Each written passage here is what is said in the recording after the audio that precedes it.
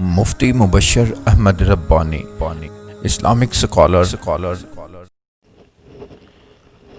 نحمده ونصلي ونسلم على رسوله الكريم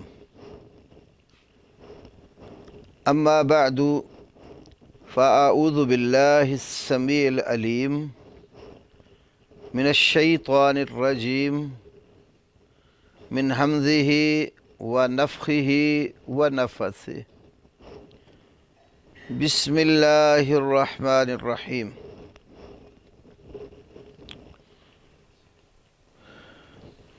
اللہ رب العالمین کے فضل و کرم کے ساتھ آج ہمارا عقیدے کی کتاب اصل السنہ و اعتقاد الدین کا دوسرا درس ہے۔ امام ابو محمد عبد الرحمن بن ابی حاتم رازی رحمہ اللہ نے کہا، سألت ابی و ابا زرعۃ عن مذاہب اہل السنت فی اصول الدین۔ میں نے اپنے والد ابو حاتم رازی اور ابو زرع رازی رحمہم اللہ ان دونوں سے اصول دین کے بارے میں اہل السنہ کے مذاہب کے بارے میں سوال کیا۔ وما ادرک علیہ، اور اس چیز کے بارے میں جس پر ان دونوں نے پایا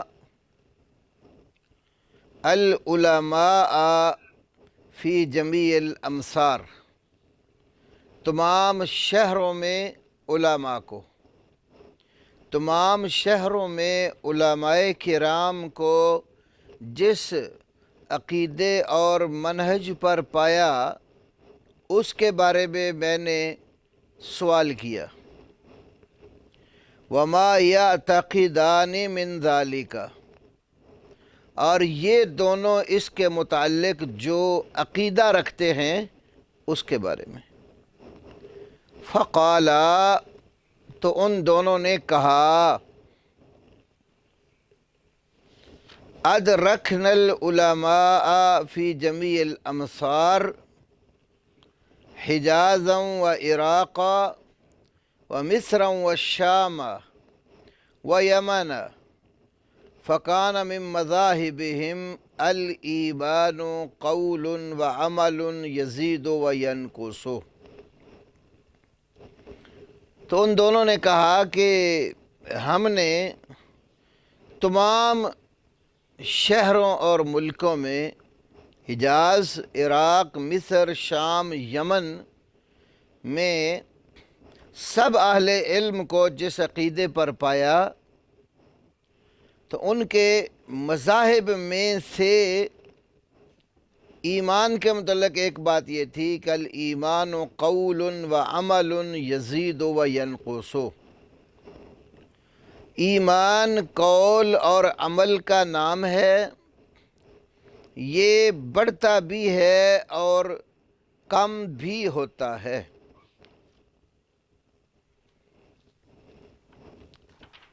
اس مقام کے اوپر کچھ باتوں کا سمجھ لینا ضروری ہے۔ وہ یہ ہیں کہ امام ابو حاتم رازی اور امام ابو زرع رازی رحمہم اللہ نے سب سے پہلے ایمان اور اس کی حقیقت کا ذکر کیا ہے، اس لیے کہ دین کی اساس، بنیاد اور اصل وہ ایمان ہے۔ اور اہل قبلہ کے درمیان اصول دین میں جو پہلا اختلاف رونما ہوا وہ ایمان کے حوالے سے ہے، اور بلاد خراسان میں یہ اختلاف بہت پھیلا اور کئی لوگوں کے ہاں بڑی گہری جڑیں پکڑ گیا۔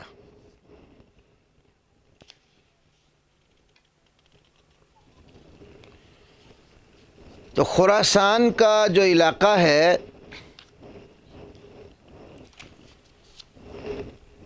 آج جس خطے اور علاقے کو ہم افغانستان کے ساتھ تعبیر کرتے ہیں، پرانے زمانے میں اس خطے اور علاقے کو خراسان سے تعبیر کیا جاتا تھا، اور خراسان کے علاقے میں جو زبان استعمال کی جاتی تھی وہ اس وقت زیادہ فارسی تھی۔ یہ لفظ خراسان جو بلاد فارس میں سے ہے، خور اور آسان کا مرکب ہے،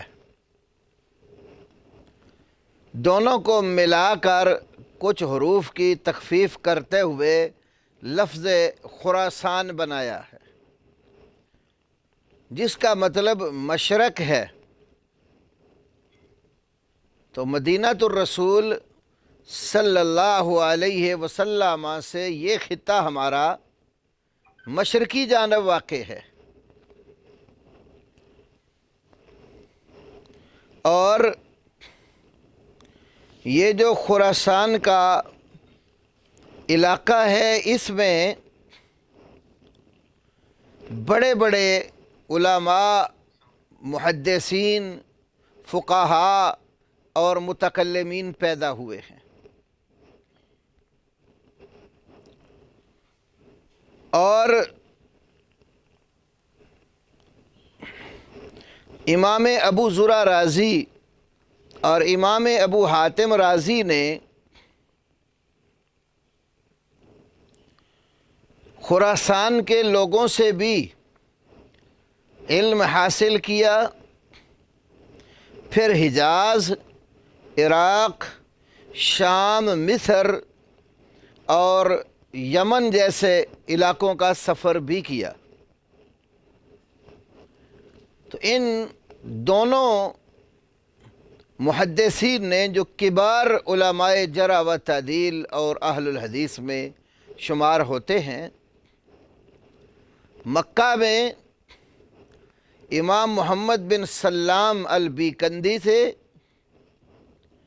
بغداد میں امام احمد بن حنبل، امام یحییٰ بن معین اور امام عفان بن مسلم وغیرہ سے،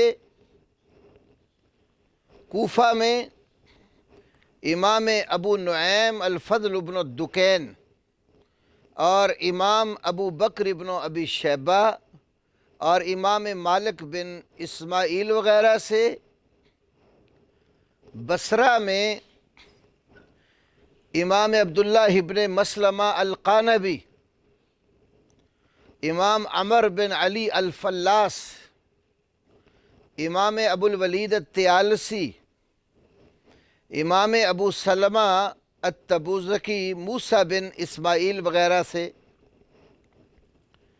اور شام میں محمد بن عثمان التنوخی اور محمد بن عوف الطائی وغیرہ سے، اور مصر میں امام یحییٰ بن عبداللہ بن بکیر اور امام شافعی کے تلامذہ ربیع بن سلیمان المرادی اور یونس بن عبد الاعلی وغیرہ سے علم کو حاصل کیا۔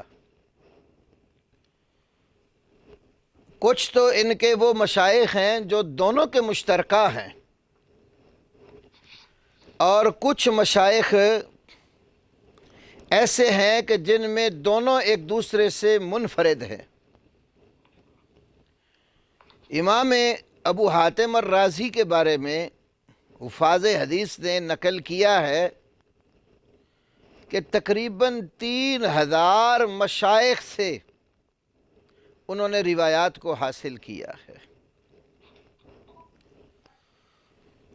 تو خراسان کے علاقے میں جو علماء حدیث تھے وہ صحابہ کرام رضی اللہ تعالی عنہ اجمعین اور تابعین اعظام سلف صالحین کے منہج اور عقیدہ پر تھے۔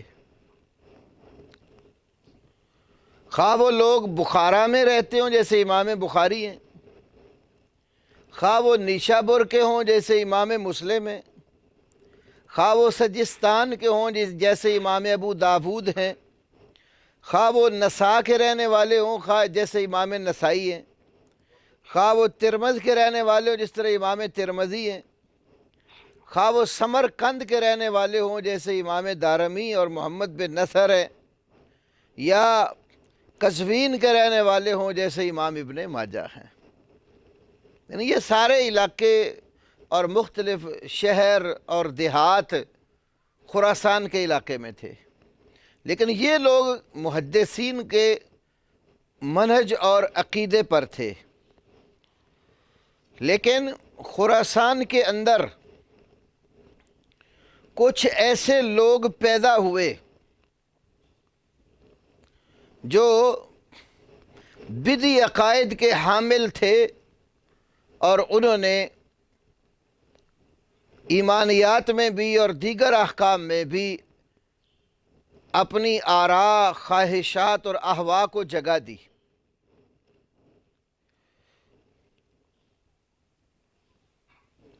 اور یہ لوگ جو اپنی خواہشات کے پیروکار تھے، اصل میں امت مسلمہ کے لیے یہ بہت بڑی آفت ثابت ہوئے۔ جس طرح کہ امام ابن ابی الدنیا نے اپنی کتاب الاشراف میں اور ابن عساکر نے تاریخ دمشق کی جلد نمبر 60 صفحہ 108 پر مقاتل بن حیان البلخی کے حوالے سے نقل کیا۔ یہ پہلی اور دوسری صدی ہجری کے ایک بہت بڑے عالم تھے۔ وہ کہتے اہل هذه الاہواء آفت امت محمد صلی اللہ علیہ وسلم۔ ان خواہشات کے مالک لوگ، بدعات کو جنم دینے والے لوگ، یہ امت محمد صلی اللہ علیہ وسلم کے لیے آفت ہیں۔ اللہ اکبر۔ خراسان کے علاقے میں بڑے بڑے، جس طرح میں نے ابھی ذکر کیا، اچھے لوگ بھی تھے، صحیح عقائد کے حامل محدثین بھی تھے، لیکن اہل الاہواء کے ساتھ آمنا سامنا اور ٹکراؤ پیدا ہوا اور انہوں نے فرق کو جنم دیا۔ کئی علماء مفسرین نے اہل فارس کے حوالے سے قرآن کی اس آیت کا انطباق فارس کے علماء پر کیا، جیسے سورہ جمعہ کی 3 آیت ہے نا، وَآخَرِينَ مِنْهُمْ لَمَّا يَلْحَقُوا بِهِمْ، ان میں سے کچھ دوسرے لوگ بھی ہیں جو ابھی تک ان کے ساتھ آ کر ملے نہیں۔ صحیحین میں نبی کریم صلی اللہ علیہ وسلم کا یہ فرمان ہے جو سیدنا ابو ہریرہ رضی اللہ تعالی عنہ نقل کرتے ہیں۔ یہ صحیح بخاری 4897 اور صحیح مسلم 2546 نمبر پر ہے۔ ابو ہریرہ رضی اللہ تعالیٰ عنہ کہتے ہیں کننا جلوسا عند النبی صلی اللہ علیہ وسلم، ہم نبی کریم صلی اللہ علیہ وسلم کے پاس بیٹھے ہوئے تھے۔ فَأُنزِلَتْ عَلَيَّ سورۃ الجمعۃ، تو نبی کریم صلی اللہ علیہ وسلم پر سورہ جمعہ کا نزول ہوا۔ وَآخَرِينَ مِنْهُمْ لَمَّا يَلْحَقُوا بِهِمْ، سیدنا ابو ہریرہ کہتے ہیں قلت من ہم یا رسول اللہ، میں نے کہا اللہ کے رسول صلی اللہ علیہ وسلم یہ کون لوگ ہیں جن کا اللہ نے اس آیت میں ذکر کیا؟ فلم یراجعہ حتی سأل ثلاثا، نبی صلی اللہ علیہ وسلم نے ان کی بات کا جواب نہیں دیا یہاں تک کہ 3 مرتبہ پوچھا۔ فرماتے ہیں وفینا سلمان الفارسی، ہمارے اندر سلمان فارسی رضی اللہ تعالی عنہ موجود تھے۔ فوضع رسول اللہ صلی اللہ علیہ وسلم یدہ علی سلمان،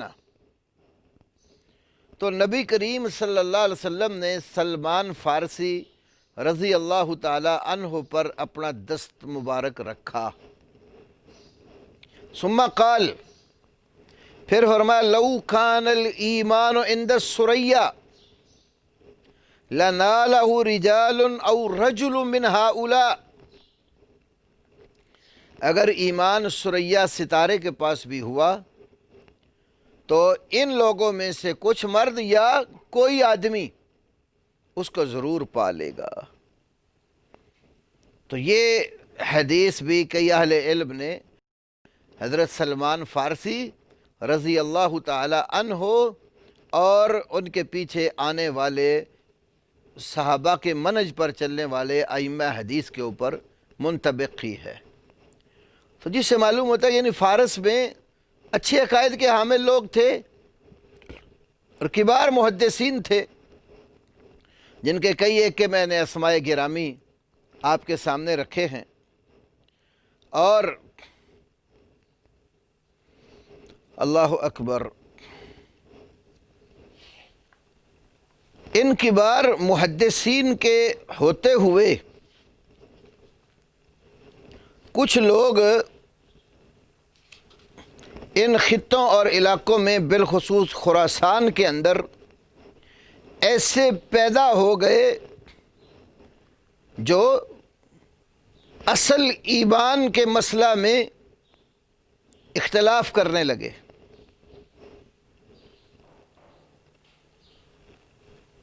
امام خلال نے کتاب السنہ میں 1038 نمبر پر اور امام ابن ابی حاتم رازی نے اپنی کتاب آداب الشافعی و مناقبہ کے اندر صفحہ 146 اور 47 پر یہ بات نقل کی ہے کہ بغداد کے اندر امام اہل سنہ امام احمد بن حنبل رحمۃ اللہ علیہ کے ہاں خراسان کے کچھ لوگ آئے اور خراسان کے اندر ایسے لوگوں کا تذکرہ کر کے پوچھنے لگے جو عمل کو ایمان سے خارج کرتے تھے، عمل کو ایمان میں داخل نہیں سمجھتے تھے۔ تو امام احمد ابن حنبل سے جب خراسانی نے سوال کیا اور کہا ان عندنا قوما یقولون الایمان قول بغیر عمل، ہمارے ہاں خراسان میں ایک قوم ہے جو قوم یہ کہتی ہے کہ ایمان عمل کے بغیر ہے، الایمان قول ایمان قول کا نام ہے بغیر عمل، عمل کے بغیر. وقوما یقولون، اور ایک ایسی قوم ہے جو یہ کہتے ہیں قول و عمل، ایمان قول اور عمل کا نام ہے. فقال، تو امام احمد ابن حنبل نے فرمایا ما یقرؤون من کتاب اللہ، کیا وہ اللہ تعالیٰ کی کتاب میں سے یہ آیت نہیں پڑھتے؟ سورۃ بینہ کی 5ویں آیت تلاوت کی. وَمَا أُمِرُوا إِلَّا لِيَعْبُدُوا اللَّهَ مُخْلِصِينَ لَهُ الدِّينَ حُنَفَاءَ وَيُقِيمُوا الصَّلَاةَ وَيُؤْتُوا الزَّكَاةَ وَذَلِكَ دِينُ الْقَيِّمَةِ. وَمَا أُمِرُوا، اور نہیں وہ حکم دیے گئے، الا مگر اسی بات کا، لیعبدوا اللہ کہ وہ اللہ کی عبادت کریں، مخلصین لہ الدین بندگی کو اسی کے لیے خاص کرتے ہوئے، حنفاء یکسو ہو کر، ایک اللہ کی طرف مائل ہوتے ہوئے، اور وَيُقِيمُ الصَّلَاةَ نماز قائم کریں، وَيُؤْتُوا الزَّكَاةَ اور زکوٰۃ ادا کریں، وَذَلِكَ دِينُ الْقَيِّمَةِ یہی سیدھا اور مضبوط دین ہے. اب یہاں پر اللہ کی مخلص ہو کر عبادت کرنا، نماز قائم کرنا اور زکوٰۃ ادا کرنا، یہ ذکر کر کے اس کو دین قیم فرمایا، جس سے معلوم ہوتا ہے کہ ایمان کے اندر عمل داخل ہے، نہ اقامت صلاۃ، ایتاء زکوٰۃ اعمال ہیں. تو یہ اعمال کو بھی قرآن ایمان سے تعبیر کرتا ہے. اور امام شافعی رحمہ اللہ نے بھی ایسے لوگوں کا رد جو عمل کو ایمان سے خارج کرتے ہیں اسی آیت کریمہ سے کیا ہے. اسی طرح امام ہبۃ اللہ الطبری اللالکائی اپنی کتاب شرح اصول اعتقاد اہل سنہ والجماعہ کے اندر 320 نمبر پر، اور امام ابن عساکر تاریخ دمشق جلد نمبر 52 صفحہ 58 سے 60 تک، اس میں لائے ہیں کہ ایک خراسان کے آدمی نے امام ابو ثور ابراہیم بن خالد جو اپنے وقت کے بڑے فقیہ تھے، ان کی طرف خط لکھا، اور جس میں وہ ایمان کے بارے میں ان سے سوال کرتا ہے. اور اسی طرح خراسان والے لوگوں کے لیے امام بخاری نے بھی عقیدے پر کچھ لکھا، تاکہ ایمان کے بارے میں جو ان کے اندر غلط فہمی پیدا ہو چکی ہے اس کا دفاع کیا جائے. تو امام بخاری علیہ رحمہ نے فرمایا لقیت اکثر من 1000 رجل من اہل العلم، میں نے اہل علم میں سے 1000 سے زائد لوگوں سے ملاقات کی، اہل الحجاز و مکہ والمدینہ والکوفہ والبصرہ وواسط و بغداد والشام و مصر. اہل حجاز، مکہ، مدینہ، کوفہ، بصرہ، واسط، بغداد، شام، مصر وغیرہ کے لوگوں کو، تو سب لوگوں کو اہل ایمان کو اسی نقطہ نظر پر پایا کہ عمل ایمان کے اندر داخل ہے. لیکن خراسان میں جن لوگوں نے عمل کو ایمان سے خارج قرار دیا وہ کون لوگ تھے؟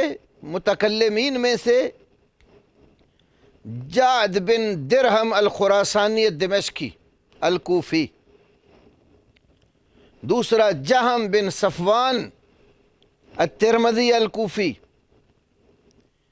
تیسرے داود بن علی الاصبہانی الخراسانی الظاہری، چوتھے محمد بن کرام السجستانی النسابوری، جو کرامیہ کے بڑے تھے۔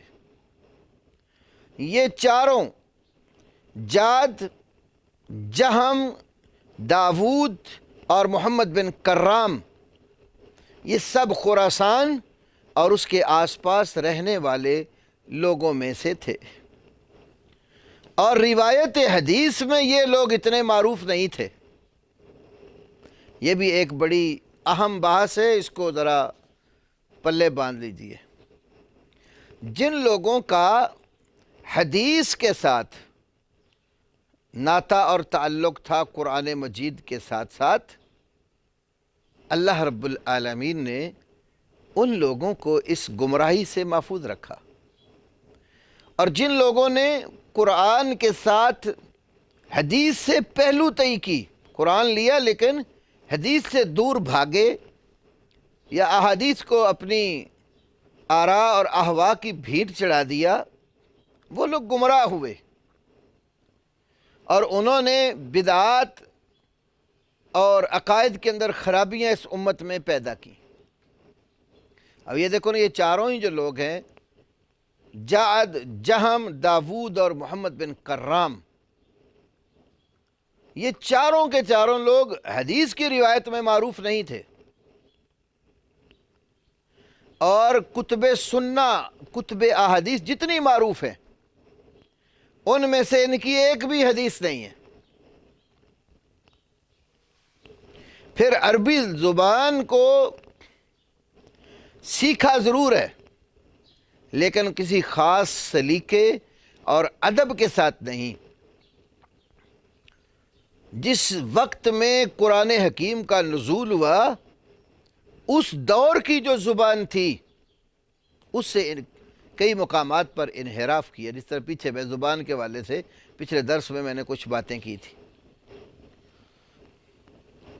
تو جس وقت وہ زبان، جس زبان میں قرآن آیا، سنت رسول آئی، اس زبان سے بعد اور دوری اختیار کی، تو نبوی اصطلاحات، حدیثی اصطلاحات کے فہم سے جو شرعی فہم تھا، یہ لوگ دور نکل گئے۔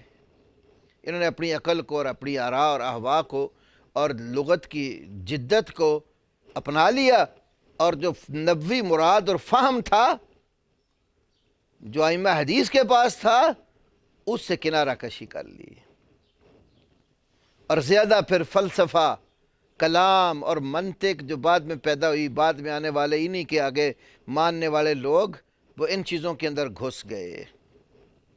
تو یہاں میں ضمناً جملہ معترضہ سمجھ لیجئے، ایک بات سمجھانا اور کہنا چاہوں گا، وہ یہ ہے کہ اہل الحدیث کا لفظ دو معنوں میں استعمال کیا جاتا ہے، اور اہل بدع آج کے دور کے بھی ایک معنی کو لے کر جو اہل الحدیث حقیقتاً ہیں ان کے اوپر طعن و تشنیع کرتے ہیں، اور یہ کہتے ہیں کہ یہ تو جدید دور کی پیداوار ہیں اور انگریز کے دور کی پیداوار ہیں۔ تو یہ بات اچھی طرح سمجھ لیجئے، ایک ہے حدیث کی روایت خالی، وہ تو کئی اہل بدع بھی حدیث کی روایت کرتے تھے۔ آپ اصول حدیث کی کتب، رجال کی کتب، جرح اور تعدیل پر مبنی جو کتب ہیں، ان کا مطالعہ کریں گے تو آپ کو معلوم ہوگا کہ اسباب الطعن محدثین نے، متاخرین بالخصوص 10 ذکر کیے ہیں۔ ان 10 اسباب الطعن میں سے 5 کا تعلق راوی کی عدالت کے ساتھ ہے، اور 5 کا تعلق راوی کے حفظ کے ساتھ ہے۔ جن 5 کا تعلق راوی کی عدالت کے ساتھ ہے، کذب، تہمت القذب، بدعت، فسق، یہ جو چیزیں ہیں ان کا تعلق راوی کی عدالت کا، اسے بدعت کی باس آتی ہے۔ پھر محدثین بدعت کی اقسام بھی بیان کرتے ہیں، بدعت کبریٰ اور بدعت صغریٰ، یا دوسرے لفظوں میں علماء عقیدہ جب بات کرتے ہیں بدعت مکفرہ اور بدعت مفسقہ، کبریٰ اور مکفرہ، ایسی بدعت جس کا مرتکب خارج از ملہ ہو جاتا ہے، اور بدعت مفسقہ ایسی بدعت جس کا مرتکب ناقص الایمان، گناہ گار مسلمان ہوتا ہے لیکن ملت اسلام سے خارج نہیں ہوتا۔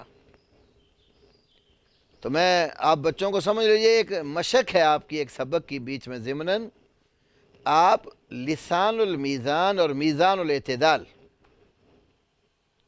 میزان الاعتدال فی نقد رجال امام ذہبی کی کتاب ہے، اور لسان المیزان اسی پر حافظ ابن حجر عسقلانی کی کتاب ہے رحمۃ اللہ علیہما۔ اس کے سٹارٹ میں ہی، شروع میں ہی ابان بن تغلب راوی کے حالات کو پڑھیں، اس پر جو کلام کیا گیا اس میں ایک کلام تشیع کا بھی ہے۔ تو پھر آگے ذہبی نے سوال اٹھا کر جواب بھی دیا کہ جو شخص مبتدع ہو وہ عادل کیسے ہو سکتا ہے؟ پھر بدعت کی اقسام بیان کی۔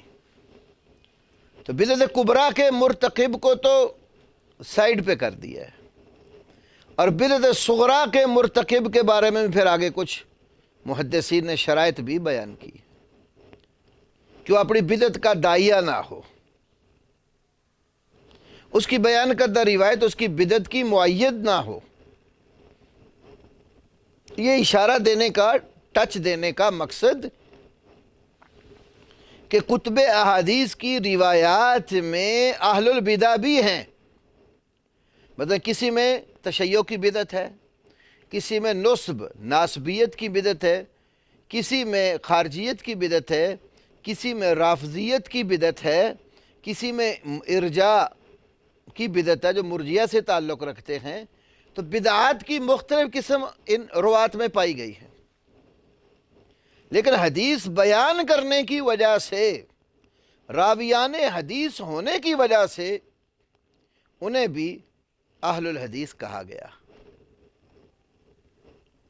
اس بات کا تذکرہ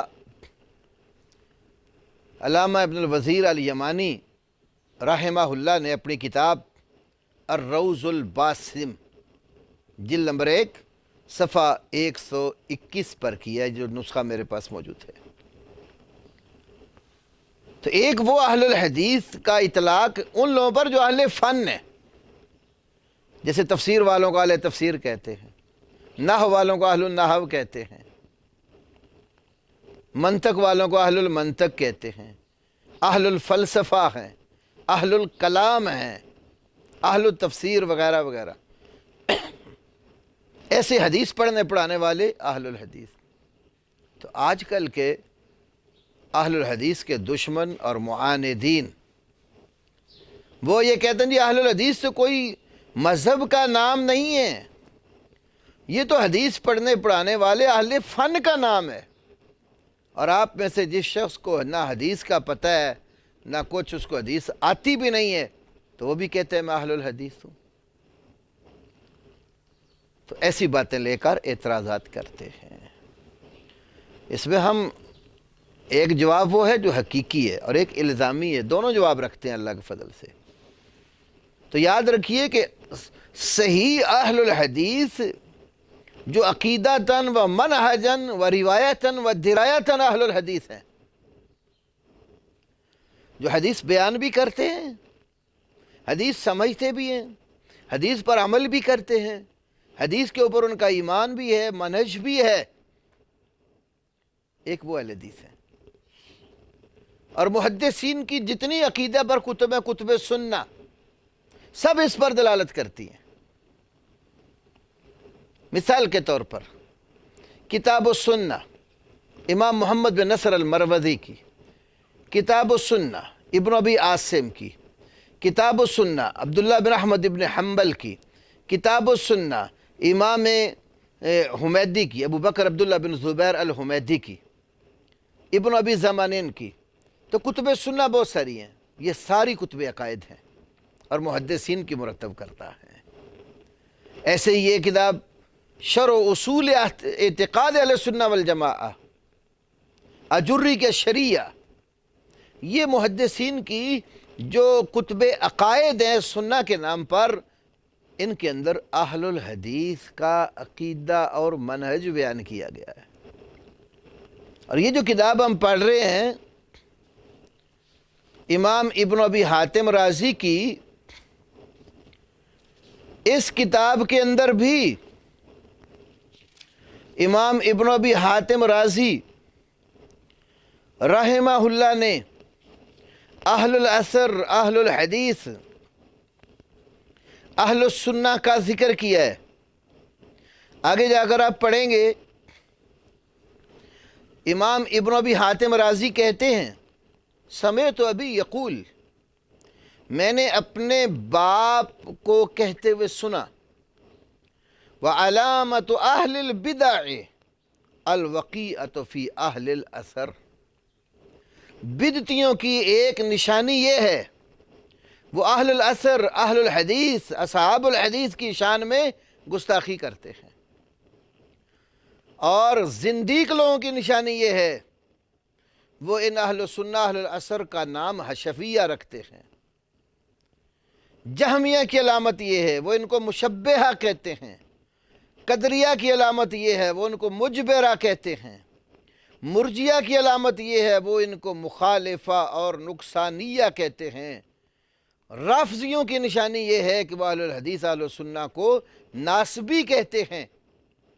وَلَا يَلْحَقُ أَهْلَ السُّنَّةِ إِلَّا اسْمٌ وَاحِدٌ، اور اہل سنہ کا صرف ایک ہی نام ہے، اور وہ نام پیچھے انہوں نے ذکر کیا، اہل الاثر، اہل الحدیث. تو محدثین نے باقاعدہ جو کتب عقائد مرتب کی تو ان میں سمجھا دیا کہ صحیح عقیدہ اور صحیح منہج رکھنے والے لوگ، قرآن کے ساتھ حدیث پر ایمان رکھنے والے اور حدیث صحیحہ کو اپنانے والے لوگ اہل الحدیث ہیں. اور الحمدللہ اللہ کے فضل اور اس کے کرم کے ساتھ ہم وہ اہل الحدیث ہیں جو صحیح عقیدہ، صحیح منہج رکھنے والے، جن کی اساس اور بنیاد کتاب اللہ اور سنت رسول اللہ اور کتاب اور سنت کا مجموعی اتفاقی وہ فہم جو نبی کریم صلی اللہ علیہ وسلم کے صحابہ کرام، تابعین اعظام اور ائمہ محدثین کا ہے. اور جہاں کہیں ان کی آراء میں اختلاف ہوتا ہے تو اس صورت میں دیکھتے ہیں کہ جس کے پلڑے میں دلیل زیادہ قوی اور مضبوط ہے اس کو اختیار کرتے ہیں اور دوسرے کو معذور سمجھتے ہیں. تو اہل الحدیث کے عقیدے پر یہ کتاب ابن ابی حاتم رازی نے مرتب کی، اور خراسان میں جو اہل بدع پیدا ہوئے تھے جنہوں نے فہم ایمان میں خطا سے کام لیا اور اعمال کو ایمان سے خارج قرار دیا، ان کی تردید کرنے کے لیے ابتدا ہی یہاں سے کی ہے کہ الایمان قول و عمل، ایمان قول اور عمل کا نام ہے.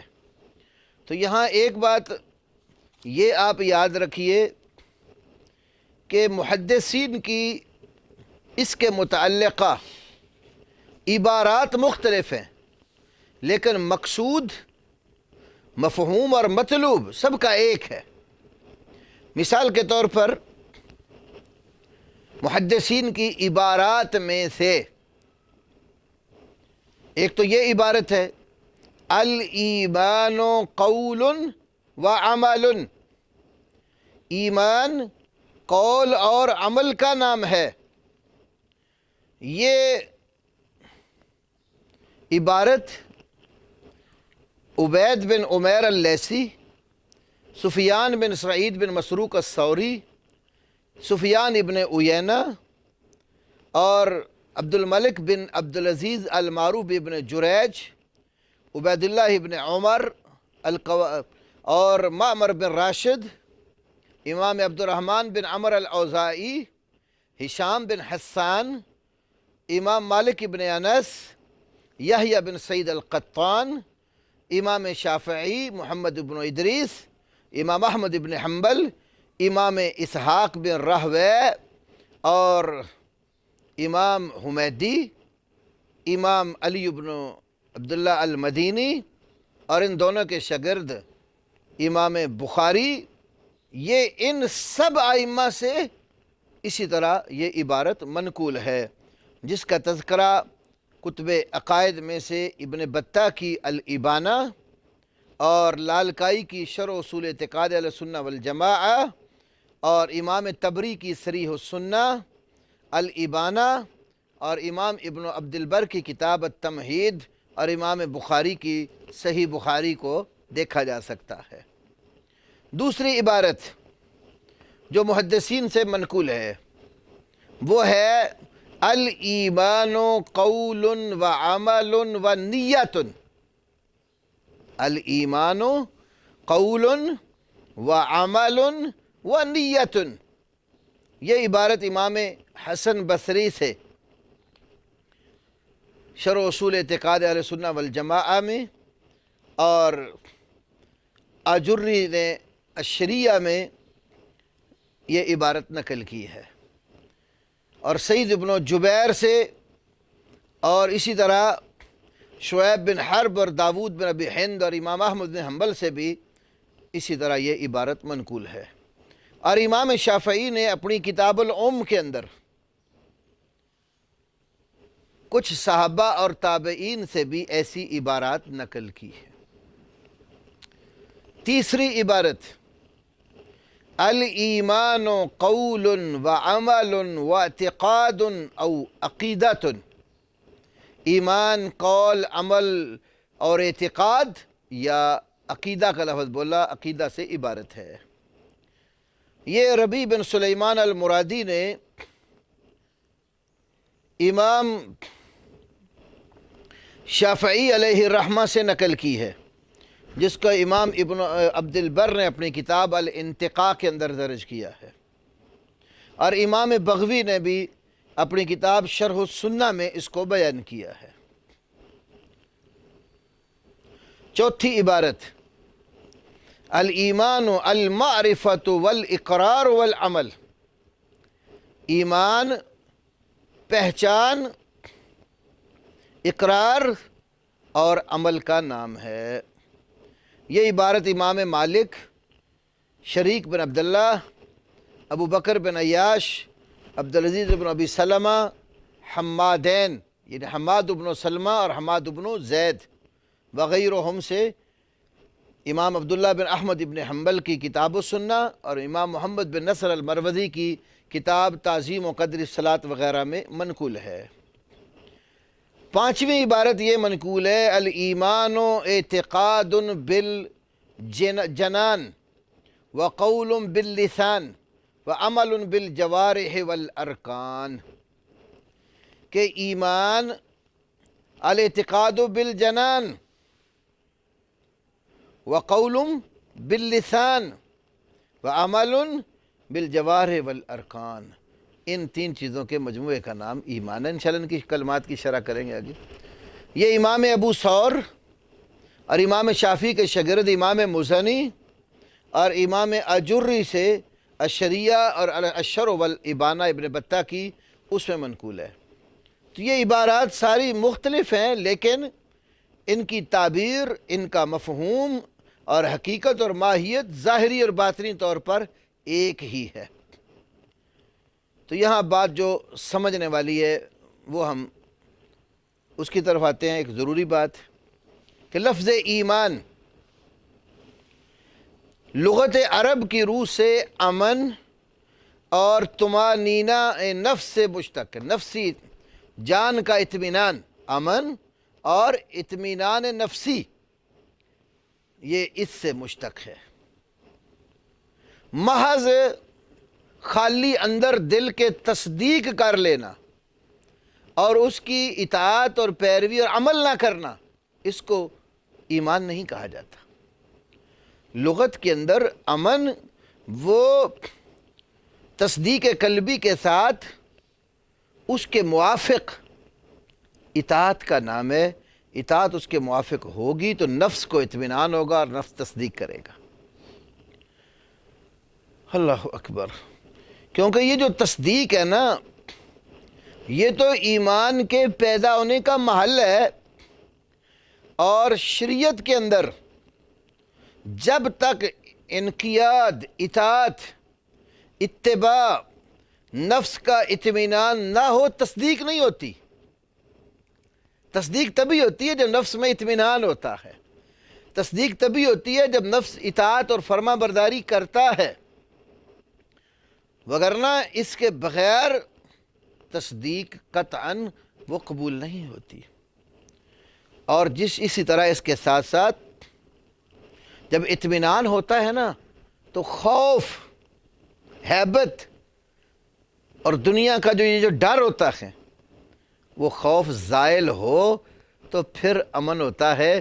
اگر خوف زائل نہ ہو تو امن نہیں ہوتا۔ آج کا دیتے مثلاً تازہ مثال، آج پوری دنیا میں کرونا وائرس پھیلا ہوا ہے،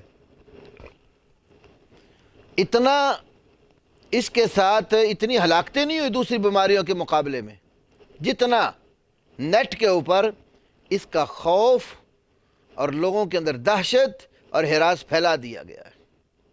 اب جس کے اندر کرونا کا خوف ہے اس کا نفس مطمئن نہیں ہے، کیونکہ خوف اس کے اوپر طاری ہے۔ خوف کا ازالہ ہو تو اطمینان ہوتا ہے نا۔ تو آج ہم دیکھتے ہیں کہ لوگ اپنے سگے عزیزوں کو، بلکہ گھروں میں بھی وہ لوگ بھی ہیں جو اپنے ایک گھر کے اندر رہتے ہوئے ایک دوسرے سے نہ مصافحہ کرنے کو تیار ہے، نہ قریب بیٹھنے کو تیار ہیں۔ وہ 2-3 گز دور دور ہر کوئی اپنے اپنے کمرے میں آئسولیشن اختیار کیے ہوئے ہے۔ خوف طاری ہے۔ خوف کا ازالہ ہو تو امن آتا ہے۔ تو ایمان امن سے مشتق ہے۔ حمزہ، میم اور نون یہ اس کا مادہ ہے۔ اللہ اکبر۔ میں اس کی ایک مثال دیتا ہوں آپ کو۔ اور تصدیق یہ جو ہے نا، جو تصدیق کریں قلبی کافی ہے، اس کے لیے عمل کا ہونا ضروری ہے۔ سورہ یوسف میں یوسف علیہ السلام کے بھائی جب یعقوب علیہ السلام سے پوچھ کر یوسف علیہ السلام کو ساتھ لے گئے، پھر ایک ڈرامہ کیا۔ وہ کیا تھا؟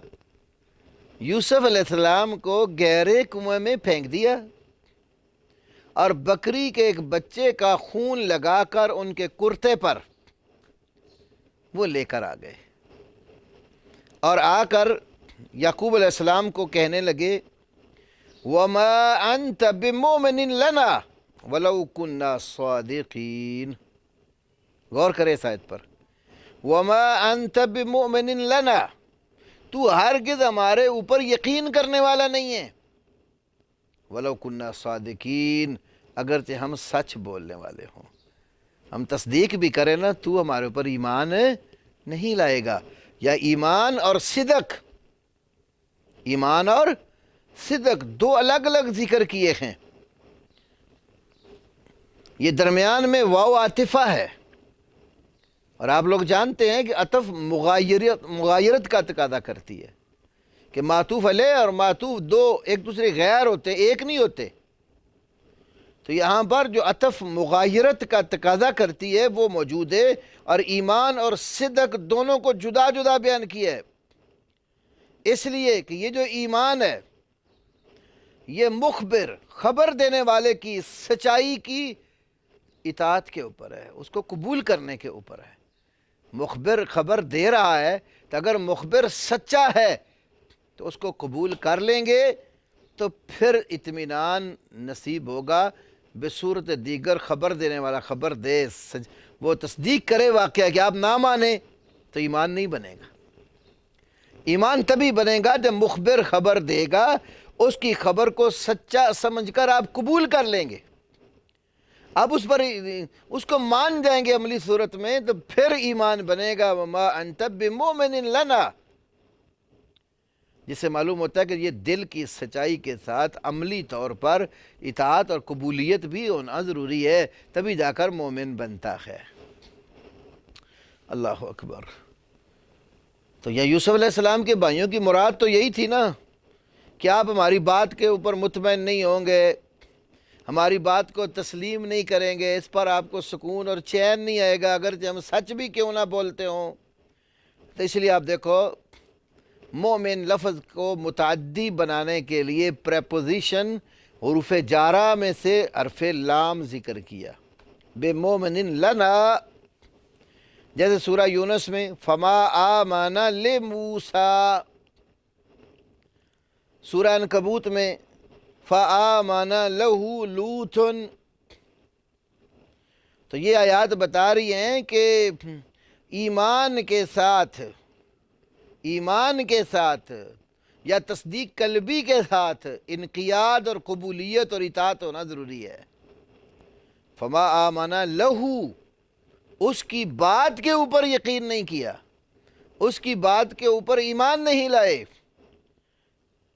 لوط علیہ السلام اس کی بات پر ایمان لے آئے۔ تو یہ عملی جو صورت ہے وہ ساتھ موجود ہے ایمان کے۔ تو لوگوں نے یہ کیا کہ عمل کو ایمان کی حقیقت سے نکالا۔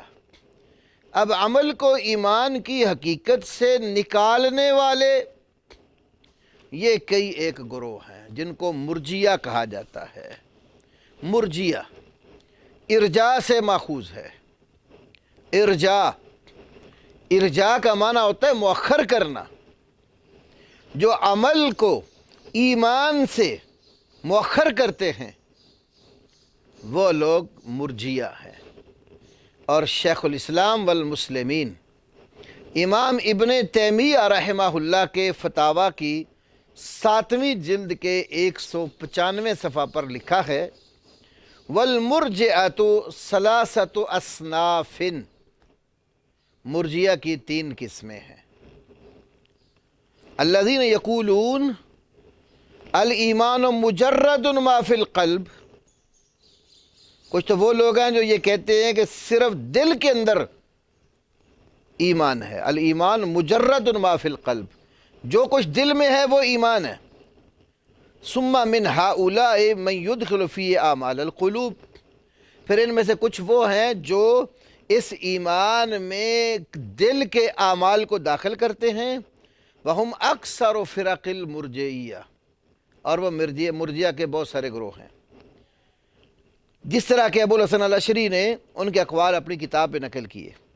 وَمِنْهُمْ مَنْ لَا يُدْخِلُهَا فِي الْإِيمَانِ، کچھ وہ ہیں جو دل کے اعمال کو ایمان میں داخل نہیں کرتے، جس طرح جام بن صفوان ہے۔ ایک تو یہ گروہ ہے، ان کو جہمیہ کہتے ہیں۔ جہمیہ بھی مرجیہ کی ایک قسم ہے، کیونکہ جہمیہ بھی عمل کو ایمان سے خارج کرتے ہیں۔ والقول الثانی، اور دوسرا قول، من یقول هو مجرد قول اللسان، ایک وہ گروہ ہے جو کہتے ہیں کہ ایمان صرف زبان کے قول اور زبان کے اقرار کا نام ہے۔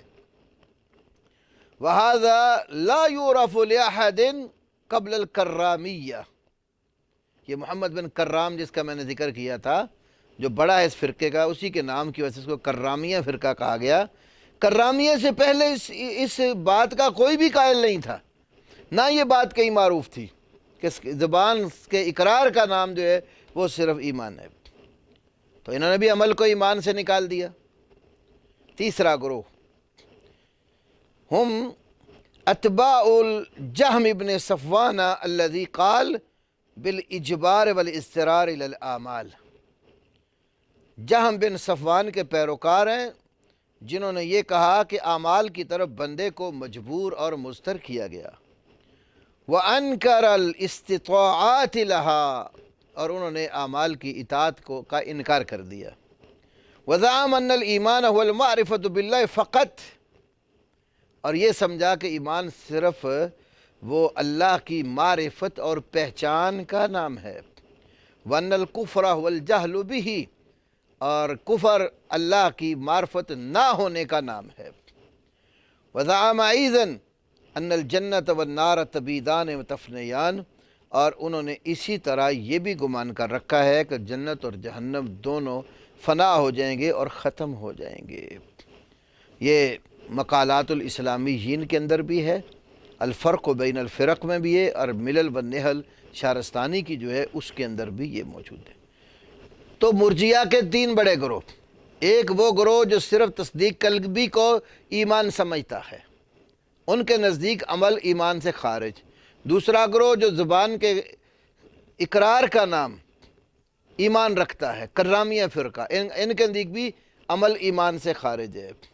تیسرا ان میں صرف اللہ کی معرفت، اور امام ابن تیمیہ کی بعض کتب میں یہ بھی ہے کہ تیسرا وہ مرجیۃ الفقہاء کا گروہ ہے۔ ان دو گروہوں کے ہاں تو ایمان صرف ایک چیز کا نام ہے۔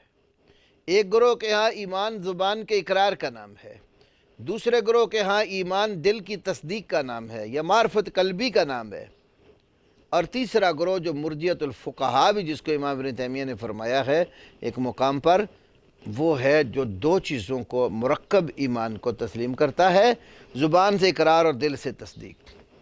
اور یہ مرجیۃ الفقہاء کو ماننے والے لوگ یہ ہمارے آس پاس میں بہت زیادہ موجود ہیں۔ ہمارے ہاں جتنی مساجد ہیں، مدارس ہیں، ان کے اندر جو کچھ پڑھایا جاتا ہے تو اکثریت کو یہی چیز پڑھائی جاتی ہے، 6 کلمے اور ایمان کی صفتیں۔ ایمان کی صفتوں میں 2 طرح کے ایمان پڑھائے جاتے ہیں، ایمان مجمل اور ایمان مفصل۔ ایمان مجمل کیا ہے؟